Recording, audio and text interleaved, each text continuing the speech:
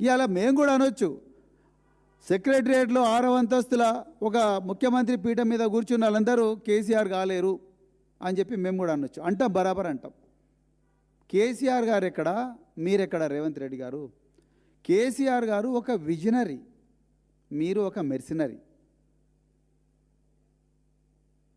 visionary అని ఎందుకు అంటున్నామంటే, ఒక ప్రాజెక్టు రూపకల్పన చేయాలంటే ఆ ప్రాజెక్టు భూమి మాత్రమే కాదు, ఆ భూమి మీద పుట్టిన భూమిపుత్రుల బాధను కూడా అర్థం చేసుకొని, వాళ్ళ కష్టాలు కన్నీళ్ళన్నీ కూడా గుండెలో పెట్టుకొని, తనే భూమిపుత్రుడినైతే, తనే రైతునైతే, తనే రైతు కూలీనైతే తనకు ఆ బాధ ఏ విధంగా ఉంటుందనే ఒక ఎంపథెటిక్ అప్రోచ్తోని రాత్రింబవళ్ళు మా అలాంటి అధికారులను ఎవ్వరిని రానియకుండా కేవలం నిష్ణాతులైన నిపుణులను ఆర్ విద్యాసాగర్ రావు గారు ఇంకా రకరకాల గొప్ప గొప్ప ఇంజనీర్లందరినీ కూడా చుట్టూ పెట్టుకొని దాదాపు నెల, 2 నెలలు, 3 నెలలు ఆ గూగుల్ మ్యాప్స్ అవన్నీ చూసి నిద్రాహారాలు మాని ప్లాన్ చేసి కాళేశ్వరం కానీ పాలమూరు రంగారెడ్డి ఎత్తిపోతల పథకం ఇప్పుడు పెద్దలు నిరంజన్ రెడ్డి గారు చెప్పినట్టుగా చరిత్ర పుటల్లోకి వెళ్ళి, చరిత్ర 1956 ముందు ఏం జరిగింది, అవిభాజిత